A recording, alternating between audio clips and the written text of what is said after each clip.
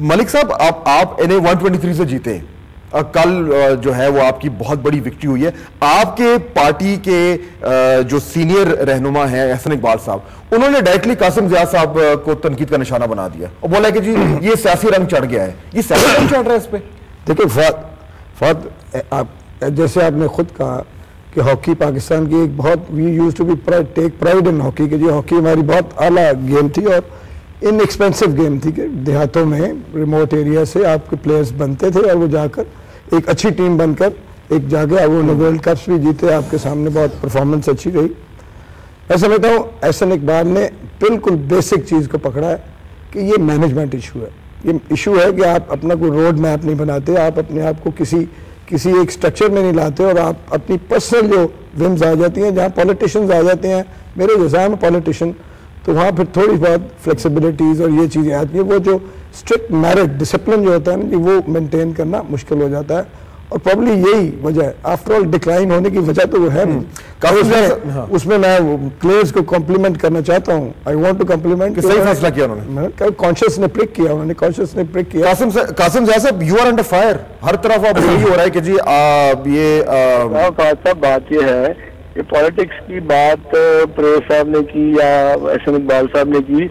मैंने तो कोशिश की कि हॉकी को बिल्कुल पॉलिटिकल रंग ना दिया जाए, कोई पॉलिटिक्स इन्वॉल्व ना की जाए। मैंने तो पहले दिन अर्ज किया था कि जब मुझे आप टीम दे रहे हैं, अभी खालिद महमूद साहब की बातें मैंने सुनी। अब बात यह है कि खालिद साहब भी सेक्रेटरी रहे, लेकिन अगर आप माजी उठा के देखें तो इस टीम को यूरोपियन टीम के साथ खेले हुए तकरीबन 3-4 साल हो गए हैं, एक्सेप्ट सम टूर्नामेंट्स खेले होंगे। तो जब से मैं आया हूं, हमने एकेडमीज कायम की हैं, हमने जूनियर टीम खड़ी की है, हमने इनको तमाम मराहल इंतजाम किए हैं, हमने कोशिश की है कि इनकी एक अकॉर्डिंग टू स्ट्रक्चर आगे चला जाए, एक स्ट्रक्चर खड़ा किया है। ऑब्वियसली एक दिन में तो कोई चीज नहीं हो सकती, टाइम लगता है। मैं सिर्फ ये, लेकिन ये तो आपके वहमो गुमान में भी नहीं होगा जो आज हुआ है, ये तो आपके वहमो गुमान में भी नहीं होगा। बिल्कुल नहीं था, इसीलिए मैं अर्ज कर रहा हूँ कि टीम अपनी परफॉर्मेंस नहीं दे चुकी। ये देखें, हर कोई टीम को सराह रहा है इस हवाले से कि उन्होंने मॉरल अपनी इस बात को।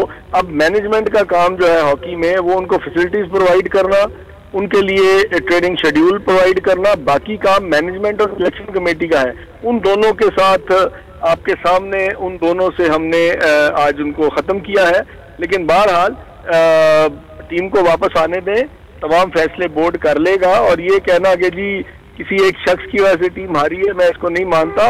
मैं इस बात को जरूर मानता हूँ कि माजी में अगर हमारा रिकॉर्ड उठाएं तो हमें उतनी फैसिलिटीज हॉकी को नहीं मिली कि जिससे हमारी टीमें बन सकती। अब एक साल से वो फैसिलिटीज हमने क्रिएट की हैं और उसके बाद अब हमारी टीम जो है बेहतर परफॉर्म करेंगी। खालिद साहब, ये जो आर्गुमेंट दे रहे कासिम ज़िया साहब, इसमें कोई आपको कमजोरी नजर आ रही है? जनाब, इनसे पूछें अकेडमीज कहाँ पे हैं।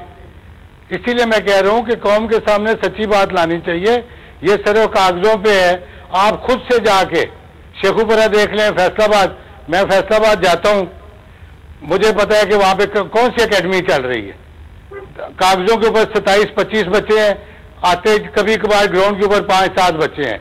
इसलिए कासिम ज़िया साहब ये जो कह रहे हैं ना कि इन्होंने, मतलब मैं इस बात को मानता हूं कि गवर्नमेंट बहुत सपोर्ट कर रही है इस वक्त हॉकी को। जो गिलानी साहब की गवर्नमेंट ने पैसा दिया है वो आज तक हमने कभी नहीं देखा। मतलब कासिम ज़िया साहब का रोल तो है।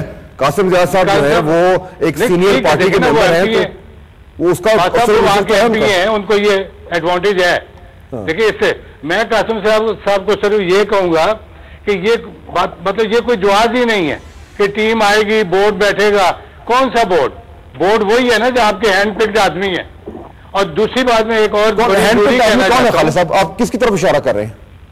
नहीं जी, सारे जो उसमें बोर्ड में तो मतलब ये है कि इनके अपने ग्रुप के आदमी हैं। मैं फाज साहब एक चीज जरूर कहना चाहता हूं कि 2008 के बुरी परफॉर्मेंस के बाद गवर्नमेंट ने एक कमेटी कायम की थी, सेट करके सबको कमेटी कायम की थी, जिसके राना अपना एक राना साहब हैं, मैंने वहां के फैसलाबाद के, वो राना फारूक, वो उसके हेड थे। उन्होंने हम लोगों को बुलाया, हम लोगों से बात की और उसके बाद उन्होंने कहा जी कि ये जो लोग वहां गए थे इनको सैक किया जाए। अब मैं गवर्नमेंट से रिक्वेस्ट करता हूं कि इस PHF को सैक करके एक और कमेटी बनाई जाए। अच्छा, और जो नहीं होगी बड़ा रेडिकल स्टेप आप दे रहे हैं, बड़ा रेडिकल स्टेप आप सजेस्ट कर रहे हैं। सर लोग करते हैं, ये लोग करते हैं। कासिम साहब ने कहा कि मैनेजमेंट का साहब देखा यह है कि जब तक मैं as a sports journalist cover कर रहा हूँ, पिछले चंद सालों में हॉकी सियासत का गढ़ बन चुकी है। लेग पुलिंग जारी है। अगर 2 साल ही पीछे चले जाएं तो बीजिंग ओलंपिक्स एन सर पर थी, टीम जाने वाली थी और हॉकी का सेक्रेटरी तब्दील कर दिया गया, नया सेक्रेटरी आ गया, नया सेक्रेटरी साहब भी साथ चले गया, टीम पर एक प्रेशर भी पड़ा उसका। उसके बाद फिर देखें ग्रुपिंग डिस्ट्रिक्ट की सतह पे, नो डाउट कासिम जाद साहब ने जो कहा है एज अ स्पोर्ट्स जर्नल जितना हम जानते हैं, वो ये फंड्स भी ला रहे हैं कि पैसा बेसिक नीड है। फिर जॉब्स बहुत ज़रूरत है। जब हम गोजरे की एग्जांपल देते हैं कि प्लेयर्स आएंगे, उनको जॉब्स मिलेंगी, फिर वो आगे चलेंगे। जैसे एक दफा लेकिन सियासत और ग्रुपिंग और हर चीज़, और यहाँ सिर्फ एक बात जो बहुत पहले भी मैंने बात की है कि जिन्होंने एहतसाब करना है, अगर वही हर ओहदे पर बैठे होंगे तो एहतसाब कौन करेगा? 3-3, 4-4 पोस्ट अपने पास रखते हैं आप। अगर एक सेक्रेटरी है उसको सेक्रेटरी ही रहना चाहिए और कोच को अलग होना